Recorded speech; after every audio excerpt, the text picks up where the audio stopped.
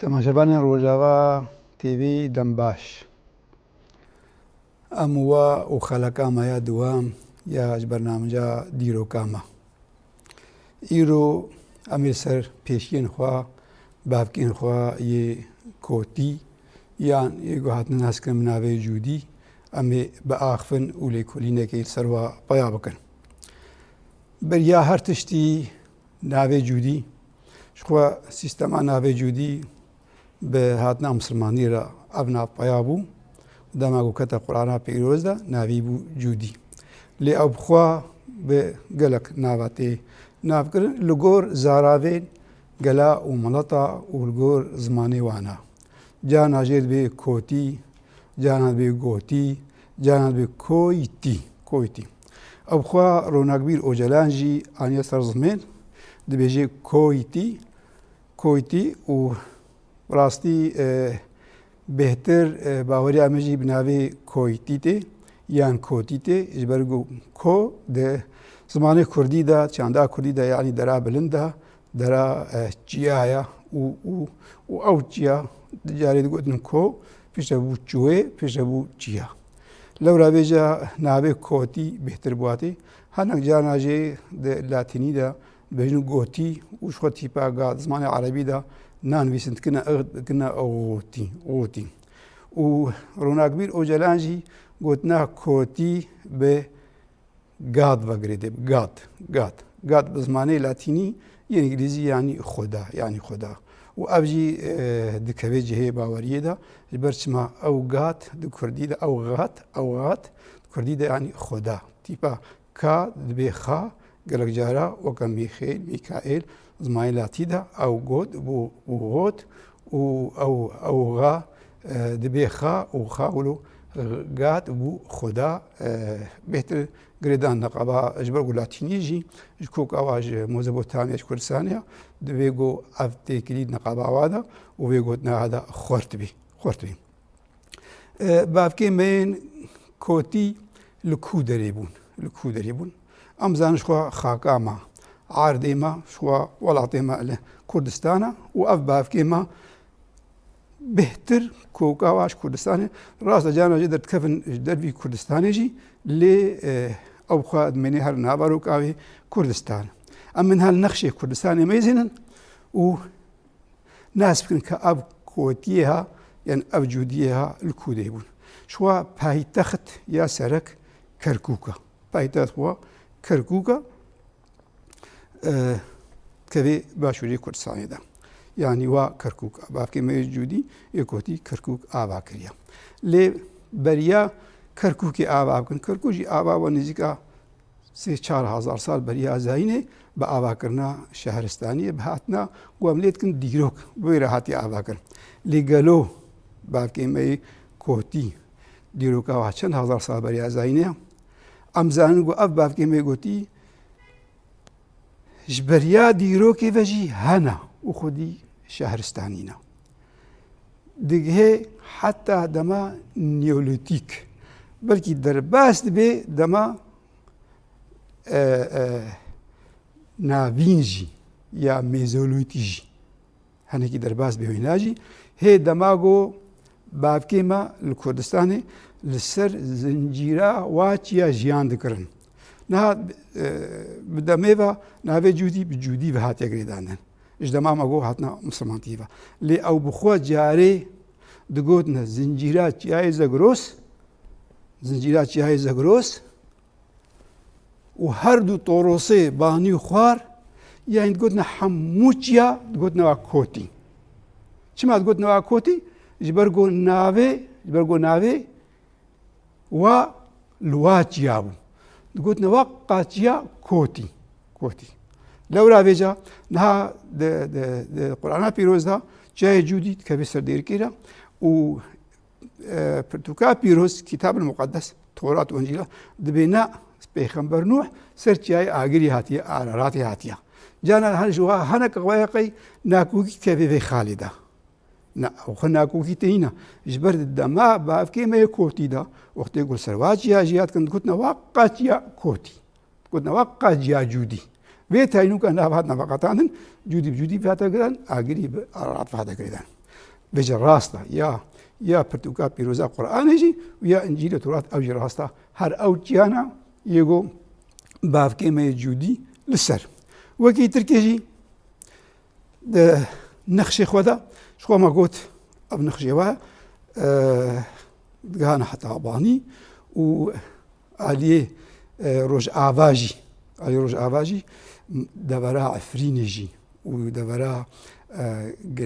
بجنة كركميش نها ناوي جرابلسا أبخو قرقاميش نابينا قرقاميش حتى شنواري كوتيا لقرقاميش هنا وكديش دبرا شهبا شاه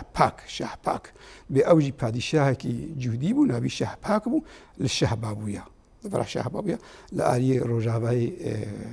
سوري أم كارم بيجن وكدي حتى باشور جيشوا باشور باندورا وهابو دقا حتى تدمري تدمري أو تياي بجنة بشرينها تهرا خوجي كفرد برن تونج معدن حاصل جيد برن تشتي بيدي في جيد برن آلي روجلاتي كردستاني جهمزاني هيا بيجي جهمزاني أقول جميعنا نبي أكباتانا نها نبي همدان بايتختا بافكيمه ميديا جهان شنو عليه جهان باندورا جه حتى جهمزاني شو حتى نيزكي بينابي أباها مهاباتا أو دقي نيزكي بيناج مهاباتي درباستكي يعني سينوريوا قالك برفرهبو أباب كي جودي برياغو بالرنجي شهرستاني ولو بلاببن بباجارفاني ما قوت نابي وقاتيا جواهاتيا كردستاني جواهاتيا 8000 سال بريا زهيني سرواتيا جيان دكرن أب سردما ماغو نيوليتيكا يعني شورشا چاندنيه وسوالوانيه و بافكي موجودي لكردستان بايا كريا وديروك ناس برانيا لفدكن جو حتى بباشور عراقي باشور موزبوتامياجي سردستي واجوديا چاندنياتيا 8000 سال سريت جابون بيتالي دور 7600 هاتنا هريما سليماني وكركوكي وهذا قند آواكر دسردمي كبريه كمناردا معني سرزمين قند آواكر دوا قند هذا جيان آواكر وما بلقكي وهذا أخويا كرنجي خلق أخويا كميدة تلجرمو جي أو خلق أقوم قوتي سردمي كبري باندورا بافكي ما يعني مروي هاي مبري يكجوا تلجرمو قندكي بافكي مه كوتيا قندكي بافكي ما يجوديا قندكا خانينا معلم بن عارتكينا نها أركولوج رالو سوليكي وقالكي تركي وبيردود الوالي كولين دكن شنو عارف عندنا خويا كرن دردخن شهرستانيكا كجيانكا قندكا معلم خانينا بس خوي كرنا ويرنجي أمكارن بيج أمنيزكا 7000 صار 6000 صار بريا زاهينيا هي بريا تختخوا بريا كركوكي آبابكن وبريا كركوكي آبابكن جي بيابونا خوارجي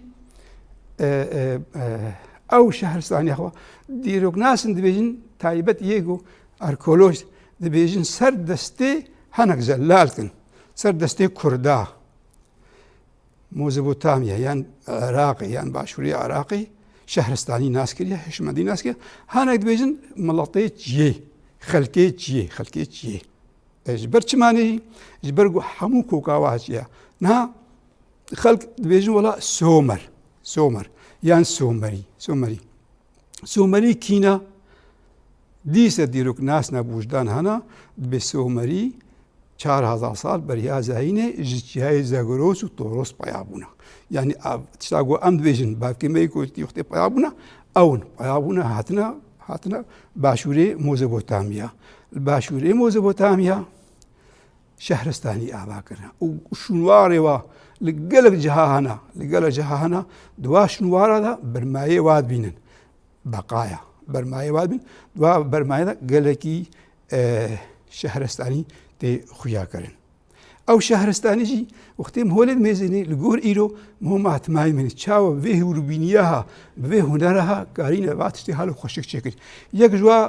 كلمة ما علينا التلجرمو ديتنا لعلي كوش ديتنا لزرزي ديتنا کەرکووک باقادراتی بەرمایی بە جودیا دیتنا یەک ژوا فراغی خواردنی تێگو خواردنا خۆ تێدە چیت کرد و خواردنا خۆش ئاوا خۆشی گەرم دکردن و بەرهۆشێ یشکەورە و وێ تاریش حەڕیاژی حەڕی چیت کردن ئاو تێدە گەرم دکردن گەلە خۆش کرد یەک ژوا مەژوارە ئانیە ڕەنگەی زەرکێوە نەقشێ لەسەر ڤازەرکە مینە نەخشی یعنی زەخرەفەیە بۆ ئیرۆ مڵەت چێتکن هێهنگی بەریا نەها 8,000 ساڵ هەنگی بابکێ مێجودی چێت کرد دوگوندێ وا داهاتە خویاکردن نەت باژارادا دوگوندا داهاتە خویاکردن ji ber gund cidaneş bajara gund niha piraniya wa binardin xelk wat kolê nûka heta xanîka derxî lê bajar hê şûnwariya bilind serwartê xuya kirin hê abayiya perzgê wan ev hê gundana yani cudî li vir têne xuya kirin bingiha bavkê me miletê Mezopotamyayê got xelk bin Somerî yê got bin wa Someriya ew şehristanî waya kiriye wextê got hatine Somer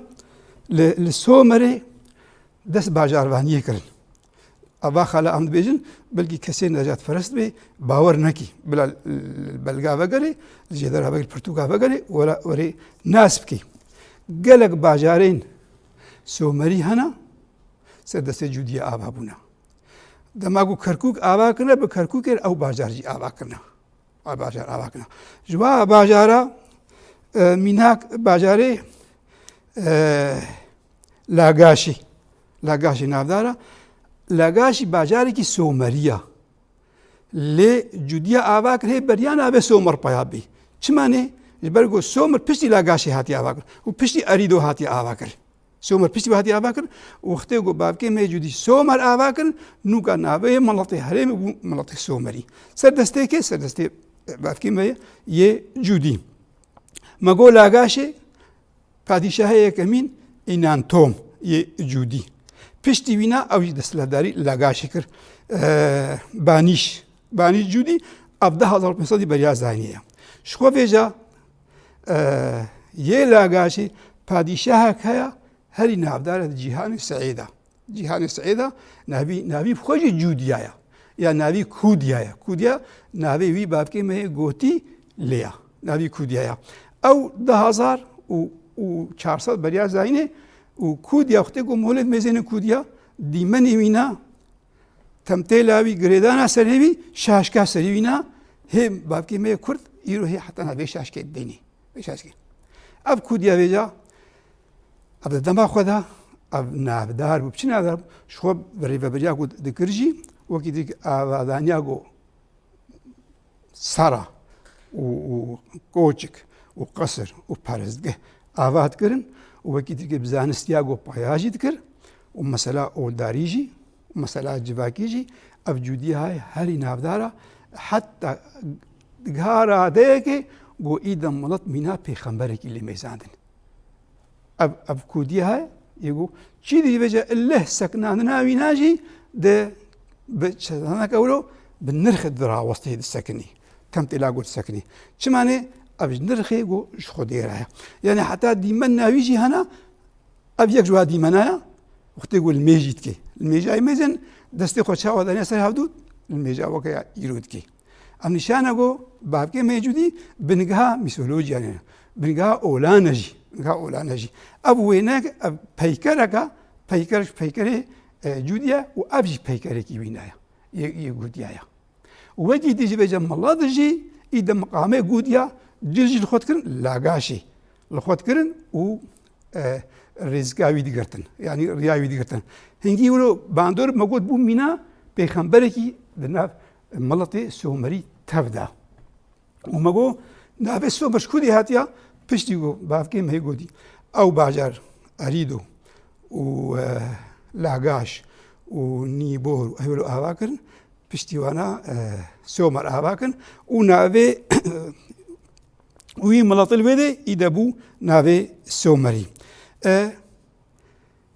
we tev de bîst got Somer hingî şehristanî ne lêya got geleka nebîst bê got Somer bavkê Kurdan e jî yani em jî em Kurd û milet nedî jî em dimire neviyê va Somera bi taybet ser destê Kotiya ser destê Cudiya belkî geleka ev yek nebîst bê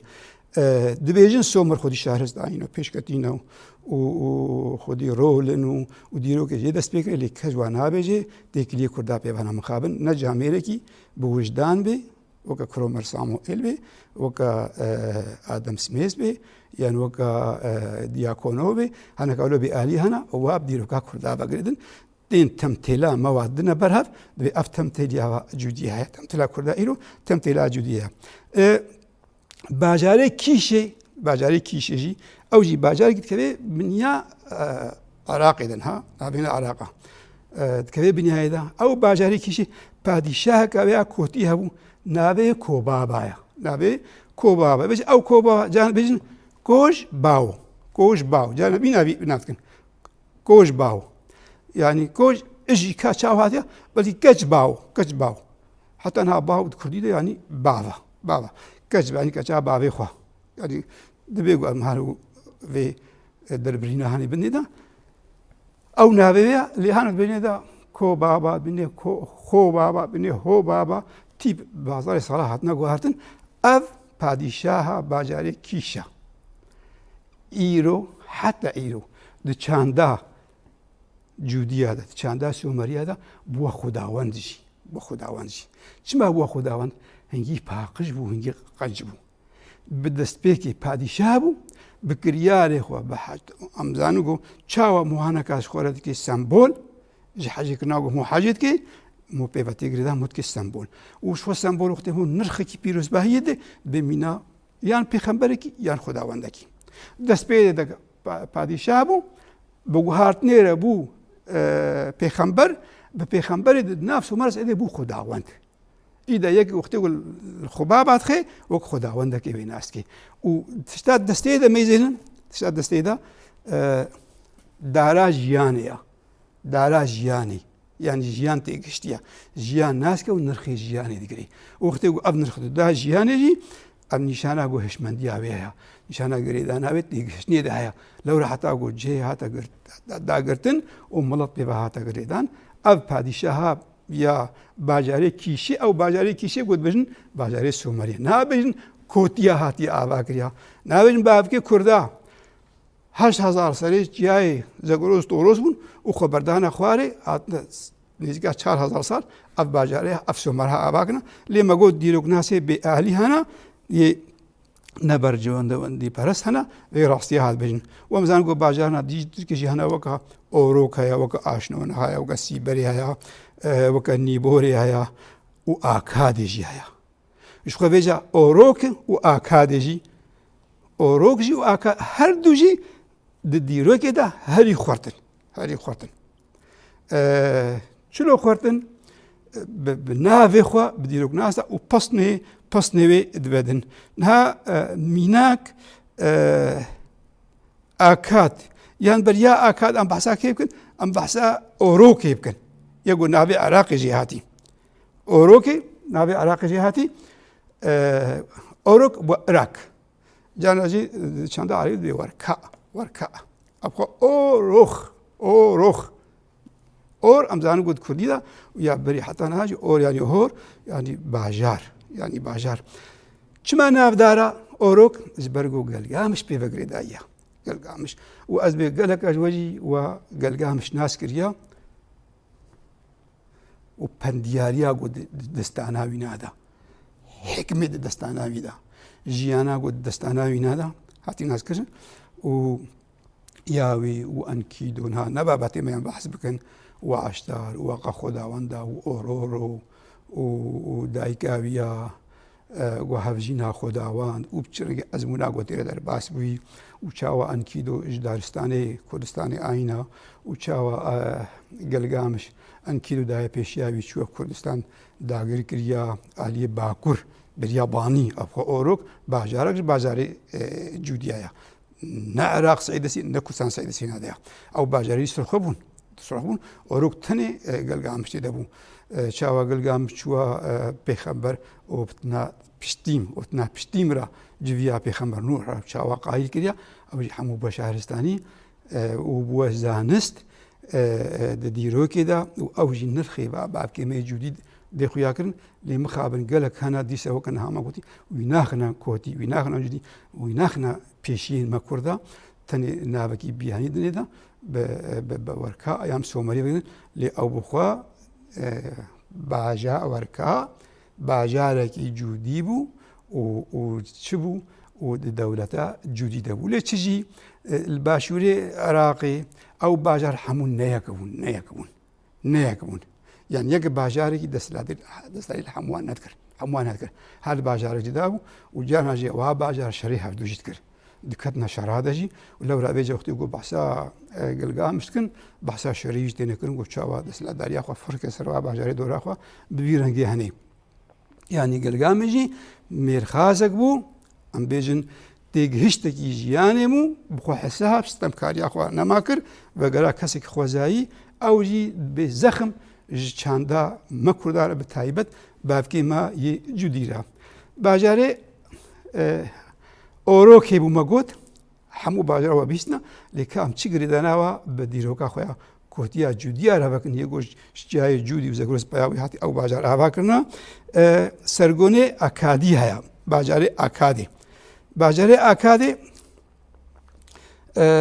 ئەمزانن گۆ ناوێ ئاکادە لێگەلۆ چاوە ئەب ئاکادی بوونە دەولەت دیسە مخابن دیرۆک ناسن هەنا سەختەکاری دەگەنە چاندێدا مخابن ڕاستیاوێنا شکەرە ناکەن لێگو ئەم بەلگێ سەرگۆن بەگەرن ما تایبەت ئەس بێ پرسێژی بکەم ما کەسێ گوتێ نویسانە سەرگۆن بخۆت دخۆینەی ماکارێ ڕاستایی وەندا بکەی مەنە سەرگۆن چت بێژێ دەبێژێ خاڵێ من لە سەری چیانە یعنی بەسا چیایی جوودی تۆڕۆسەوە هاتکەی و دەبێ لەوێ دێ پادیشاکە وستەمکار بوو ئەن چیرۆکە پێغەمبەر موسا سڵاوەی خۆ دەلێ من تێلێبیرامەوە گوت چ کورکێ چێ بوو بات کوشت دەبێ باوەی من خوداوەندە جیامە ژینە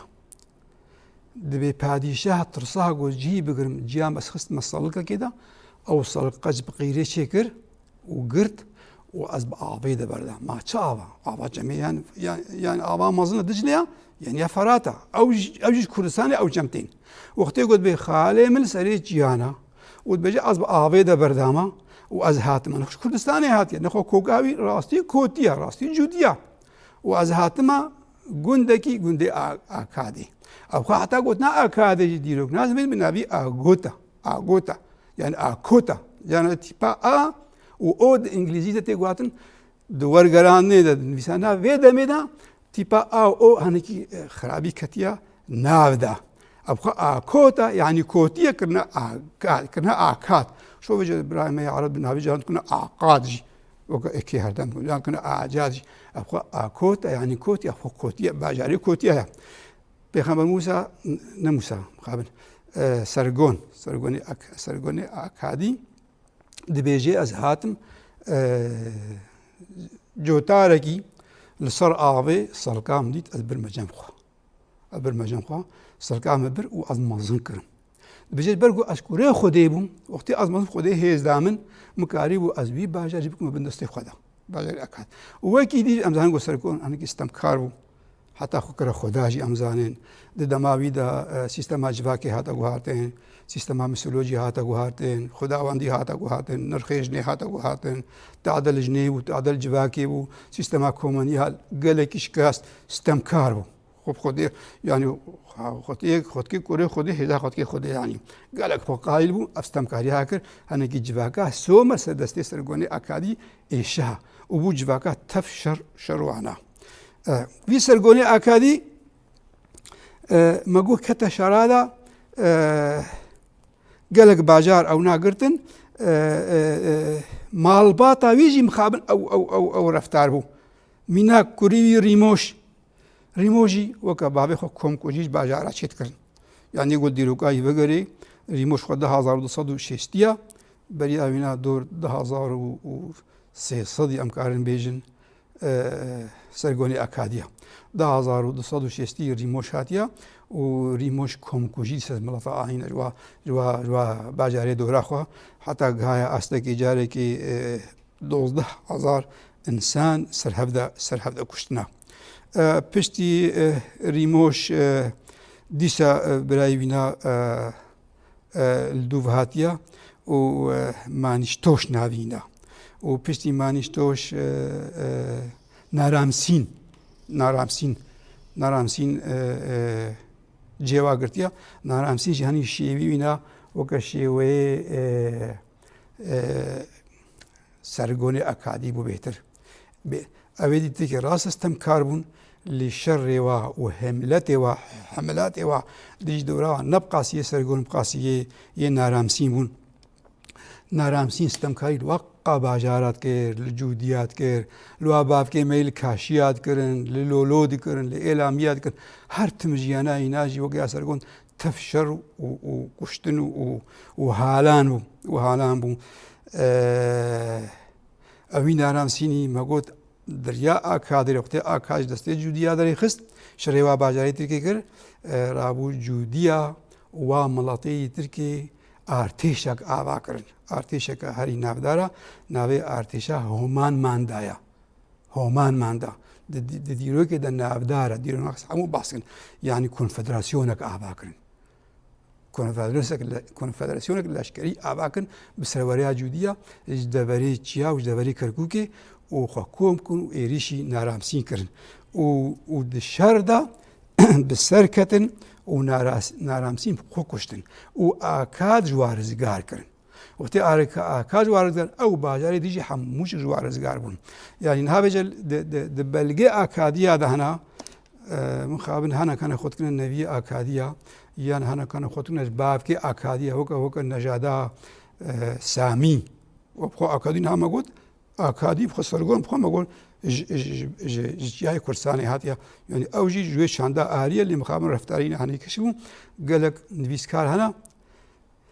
دەبێژن تشتا و ئەف بەلگە دەبێژن بەلگە چ دەبێژن بەلگە دەبێژن ناوێ لعنەت ئاکادا نەفرەتە ئاکات دەبێ ئاکادیە بەلگەی خۆ دەنویساندیە ji ber em riya Xwedê derketin Xwedê nefret mekir lanet mekir cûdî serme derê kirin wê çi bidî ew cûdî weke mîrwa hatine me weke kula hatine me kula hatine me weke gora hatine me em talan kirin gundê me wêran kirin em kuştin zarê me sêvî kirin jinê me ravandin ev xelkê û xwedkirin ji va kes jî îro yan ji necadana bawer jî dikin û vê hovaniyê didine cûdiya jî cemwana cûdî kes ne berberî ne kes ne hovane ne lê nivîskarin hene dibê ev tiştê henê nerastin yek ji wan e Diakonova, Tevfîq Silêmana, Arşak Sefiristiyana dîrok nazin hemû xwedî pertûk xwedî berhemin dibê ev gotina henê nerasta wextê got cûdiya ew konfederasyon çêkir ew artêş çêkirin wêkîtî çêkirin mileta alî wa kir çima mileta alî wa kir xwe stemkariya wa xilas kirin negot wela nefreta yan laneta yan wela hovin weke ew dibêjin ملت خودی شهرستانی نه داوا آزادی خوا کردن ملت خاک جوارزگار کردن دیروک ناز پرتوی خود به راستی پیاد کن و ابراستی ایرو پیاد به و بلاوی به و چما بلاد به جو باندوراستم کاران و رژیمین گوهرین دموکراتی گو پک دین سست به کین به ملت آزاد من بوارجی دیروک جی آزاد به بوارجی دیروک جی سربست تی خویا کردن و ملتا رزگار کرد باشوری عراقی باشوری مۆزەپۆتامیا ئەوی باکوور بەژی گرێدان شۆوی چاخی ناوێ کوردستان نەبوو بژنە هەرێمی سەعی مۆزەپۆتامیا هەمووکردنە یەک و پشێوەیەکی پەبرە ژیان کرێن دەبێ حتا کەنگی حتا بە تایبەت بیستوێکی هەیڤاسە سیێ یعنی بیستوێکی ئادارێ 1990 دەبێ لێ دەرێ جەژنەکە کووردا هابوو چوونە سەرێ چییە تەماشەبان هێژە جەژنەکە جوتیە هەبوو چوونە سەرێ چییە جەژن دارخستن ئەوژی بیستوێکی هەیڤاسە سیێ ئەوژی ئادارێ ئەو جەژن چ دێنێ بیرامەوە نەورۆزی تێنی بیرامەوە ئەوژی ڕاستە خۆزایی بەگرێدایی بوو بە ژیانی بەگرێدا بوو بە ئەحیای بەگرێدایی بوو چی بوو ئەمزانم گوت ئادارێدا گوهنکردن هەیە دەقاندنا گەیە هەیە گۆن خواریا سەوێل هەیە یعنی ژیان هینگی نوکە دەست پێت کرد نوکە تێ دەقاندن لە قاندن ناوەی جەژنا بەرانە بوو دەگوت نەوەی جەژنا بەرانە و بەجێ ئەم جەژنژی جەم سۆمەریە تایبەتجی هەیە و جەم برایمەی ئیژیدی هەیە جەم حتا برایمەی سریانیژی هەیە لێت کەوێ یەکێ نیسانێدا نوکردنا ژیانی ئەوژی یەکی نیسانی بۆ 21 ئاداری ئەوی چمانی سوجێ پاپاکێکی خرستیان بوو مخابن 10 ڕۆژە دیرۆک وردەلێ خست گوهارد ئەو یەکی نیسانی بوو 21 ئادار نهان بێ 21 ئاداری هەنگی یەکی نیسانی بوو یەکی هەیبا چارا بوو هەنگی نهان بێ 21 هەیبا سیە هەنگی یەکی هەیبا چارا بوو دوێ جەژنێدە دوێ شاهیێدا مڵەت لە چۆلایە شاهیەت کێ کێفخۆشیە دیکێ ئەفسەرێکی جوودی مخابن باێ دەسەڵاتداری لێ خست ئەو خۆشی کۆتی بوو گوتنی ئۆتۆ خیجال یان ئۆتۆ کەیکال ئۆتۆ کەیکال یعنی زلامێ مێرخاسی خۆدەی بەگرێدای ئەم ناڵخۆکرد بووم لواقۆ لەبێت هێزەکە خۆچی کرد و کەتە شەردا و دەولەت نەڤالە بوو گێدای بوو جەژنێڤە لە جێدا باژارستان و کەتە باژاری ترکێکی گەلستاندەژی و کەتە ناو ئارتێشێدا هەنگی پادیشاهێمی جودیا ناوی تیری خان بوو یعنی مەلک وەگەبێژن سەید الڕمح سەید السەهم ئێوە تیر کوردی تیرە سامە و خان شوە بێژن ئەم بێژن شاهێوەیە مەزنێنە نابێت تیری خان و تیری خان بوو تیری خانی شاهیدە بوو هەتا تیری خان پێ هەسەها و هات ئارتێش لەبدا هەبدوو جەنگادا نەماکاری بێدا بنکەت واتێ بنکەت ئەوی ئۆتۆخیجالی ئەو گرت و ستەمکاری هەری مەزن لێ کردی مخابن خرخرا بدەوارابە و بەژەنها بەلگەی ئۆتۆکەیکال هەنا دەبێژێ خودێ ئاری مکرد بەرخۆدیە مافێ بوو ماڵ و ئانی سەرێتری خان ڤیرەنگی هەنێ یعنی بەحسا هۆڤاتیا خۆیان هەری مەزن دکەی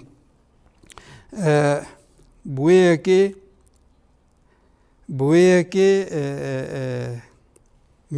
جوودی شکاندن و ئۆتۆکەیکال ئەو قا باژار هەمووچیشی بدەمێرە بسەرکەت وەختەی گۆ بسەرکەت کۆتیە خۆڤەکشان خۆڤەکشان نەکوت دیسە هاتنە کۆلستانی دیسە هاتنە کەرکووکێ و دەولەت هەول بەردەوام کرد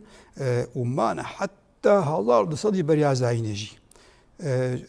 چاوان بەیەکێزان ئەمزانن گۆ ئاشووریە وەختی گۆ شەڕێ دەردۆرا خۆت کرد دەوڵەتە ئاشووری شەڕێ دەوڵەتی دۆرا خۆتکردن بەحسا نادا بەحسا گۆتیاتکن و بەحسا سیمۆریمکن سیمۆریمجی باژارێکی جوودیا بوو دەبێ مەدبەردە ئەوشکان مەدبەردە شەڕشکان وشخۆ بەلگێ واژی گەلێکی پەسنێ خۆت بەدەن وەختێک گۆ دەنویسن عاشقی دەسەڵاتداری نەبێکە یامزانە گۆ جوودی بەردەوام کن پشتی گۆ ژوور دەرکەتنجی و ئەم زانژین ها گۆم بۆ نەبێژە ئالیێ شەهرستانیا و جوودی هەیە و ئەم گرێدن بە کێ بەگرێدن ئەم سۆمەرییا بەگرێدن لێ بەی خەڵک بێژن وەڵا سۆمەری بگوتیا بەگرێداینا ئەس بەسا خەڵکی خەڵکێتکەم خەڵکی دەسەڵاتدار یەگۆ سەختەکاریە پەیاتکەن لێ جامێن هەگۆ هەنە ڕاستیاوێ دەنەخویاکن مانە ئەڤژێ دەرێ گۆ مەئانین مژواژێ دەرە ئاینە ئەڤ ڕاستی گۆ سەر کۆتیە مژواژێدا ژوا پرتوکە مەئانینە مژوا لێ کۆلین کردە وێ ڕاستی هەنێ پەیاتکەن ینی ئەو شەهرستانیا گۆ بناوێ سۆمەر بەگرێدن هەموو پرانیا شەهرستانیا بابکێمەی گوتیە میناک وەکە چێ وەکە نویساندن بژین نویساندنا یەکەمین جەم سۆمەریا دەست پێ کردە 3600 بەریازاینێ بە چ تیپە تیپێ میخی بنەوە میخیانی بزمار تیپێ بزماری و ئەو نویساندن چاندەکە هەری خود بە نویساندیاتی نویساندن دەستانە گەلگامشە تۆفانە پێخەمبەر نوحە ئەفسانەی دی تورکێدنا ژوێ دیرۆکێ نوکە دبێ دیرۆکێ دەست پێ کردە بەریا بێ نویساندن بێ بەریا دیرۆکێ پشتی بێ نویساندن دەبێ بێ دیرۆک ژوێ میخە و تیپێ میخیژی بەلگی گەلک ئەژوادی نویساندەوە نویساندە جودی ئەڤڕەنگەک ژوا بەلگەک ژوا بەلگەی بابکێمە یێ جودیە دوی ڕەنگی هاتنە نویساندن و گەلک هونەرێوە ئێدی ترکیژی هەنا و ژغەی ناوێژە نویساندنێژی شخوا گەلک پادیشاهێ واژی هەنەنها دەرفەت دەمامە نەما ئەم بەحساوا پادیشاها بکەن د سۆمەرتەنێ دە 25 پادیشاهەیە جوودی ڕێبەبەری لە سۆمەرسەعی کردن هەرێما مۆزەپۆتامیا ژۆرین کردیا شخوا بە هەزارێ ساڵا بەریا ئەکادیاژیمانە و پشتی ئەکادیاژی 125 ساڵامانە و تشتا بالکەش دنا بابکەمێ جوودیدا دیموقراطی جەما هەبوو نها ڕێبەر ئۆجەلان باسە جڤاکە کۆمۆنیال دکێ جڤاکە کلان یا کۆمۆنیال جڤاکە خوازایی پشتێ هەنێکی تعدەل جڤاکە کۆمۆنیال دەبێ نەخام سەر دەستێ ئەکادیە بێجە سەرگۆنی ئەکای تعدەل چاندا سۆمەری کرد مخابن داخویاکن گستەمکاریە لێ دراستیاوێت جەم جوودیە جەم دوو باژارە جوودە جڤاکە کۆمۆنیال هەبوو دژیانە خۆت بەربەری بدەولەت ئێرەت کرد یعنی نەگۆ نەبوو وەختێک بەربەری دکە نەخۆ هەیە چمانێ ji ber jinê karî bû sazîka xwe çêke resipiya karî bû sazîka xwe çêke leşkera sazîka xwe karî bûn çê bikin yanî bi vî rengê zanyara bi vî rengê hene yanî civaka komonyal di dema bavkêmê Cûdî de li herêma maya Mezopotamiya di dema Somaliya de gelek xwertibû ew jî ser destê wan e çima em girêdanê wa bi xwe ve jî gelek belge hene girêdanê heta ez war mezmên bi hezara gotin hene ême Somaliya yekin lê Diyakonov bêje rastiya wê najî ev birayê me êzîdî birayê me êzîdî yê got enha em li temtêla wa li pora wa li reha wa li cilê wa li şaşkê wa dimêzin hema aynî ew bavkê me yê Cûdî ne Diyakonovê Rosî dibêje dibêje êzîdî neviyê wa Cûdiyan e û belgeyî cema hene wêneyî cema hene Diyakonov behs dike Diyakonov behs dike wî belgê êzîdiya bayat û çî dîtir jî tablok hene navê tabloa şêxan e jî tabloa şêxan ew tabloa şêxan jî wê jî paya dikin û lêkûn dibe ew jî li herêma şêxan li herêma meya êzîdiya dibe kesekî navî Lî Şêr Pîran e pîr Lî Şêr pîr dibe ew xwediyê wê naya vêca wextê ku em bêjin Diyakonov behsa girêdana me êzîdiya bi bavkê me Cûdî dike belga jî têne hana mînak niha we tevda we şaşka Cûdiya dît ev kurdekî me êzîdiya û çê jî dibêjin dibe dibin wê şaşkê re por dehela kezît dehelan ev jî bavkekî me êzîdiyê nihaya por bin şaşkê re dehelê wekî dî ev Cûdiya jî hema eyn weke wînaya bi şaşka û ji xwe bêje ev belgê dî niha heta niha jina Kurd li cem birayê min êzîdî vî rengê heye ew jî mîna hopaba ye hemû hopaba we dît mîna tem têla wê ser ewrê û bi hezara belga wêne hene bavkê me birayê me êzî mîna bavkê me yê Cûdî ne yani ev çi nîşan nîşana ku dîrok yeke weke zicîrê heta niha tê veçirandin û digê heta demama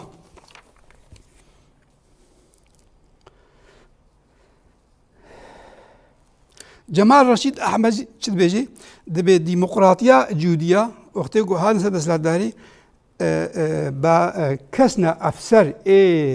ê akadî hebûn dibe ji artêşê qut nekin yani tol sergonê akadî û navnasî nehildan mane ser desthilatdariya xwe ji xwe bêje hunera bavkê me Cûdî hunereke herî zengîn e mînak tabloyeka rengîn heye hemû nexşin têda ew tablo jî weke şêwekarek îro were çê bike ew jî wî rengî neqşa nîgara resma xwezayiya vî rengî hene û ji xeynî wê tabloyê jî dîsa belgena dîtirkê jî hene ji wana me got Cûdiya çiqab Xwedê vegirêdayiya yanî xwedawendî jî li cem wana xwe dişwa gelek xwedayê wana hene dema me neman behs kir înan e înkiya ororoya eştara vî rengê hene sofîkekî wa heye peykerekî sofî navdar e ew jî çawa wilo bi qed bi nirx rawesta heye ew jî nirxê xwedawendî ye خویایە ئەف پەیکەر لە کودەیە خویایە پەرستگەهەیە الپەرستگەهەیە حتا بووی نرخی بلو ڕاوەستە هەیە وەکی ترکێژی شوە وەکی ترکێژ خوا چاندا جوودی تێ خویاکەن دیارەکردژی بارەگەها دیرۆکیە شنواریا تلحەلەفدا و تلحەلەفژی زەنگینە خۆ گۆم لێ بەگەرن بەدەها بەلگەی وێژی هەنا باژار بوو ژغەینی باژار نها دیوارەیە خویاتکردن شونوارەیە خویاتکردن بەلگەیە خویاتکردن ئەوژێ پێشکەتینە و ئەمزان تلحەلەفژی باندۆرا خۆ خویایە بچقا باندۆر دۆرا خۆ کردیا و لێ جیهانێ کردیا گوتنا داوی دبێهنگی جوودیە یان جووتیە حەش چاندنیەت کرد ناوێ جوحت یێگۆم پێ عادێ لەکن ژوا هاتیە جوحت هینگی عاد پێکردن داویدا ئەم سپاسیاوەتکەن و ئەم هێویە سەرکەفتنێکش پەیوا ڕاستە دەبێژێن و سپاس هەر کەسی لە گۆ نرخێ دیرۆکە هەر کەسی بگرێن ومێنێت خۆشیێدا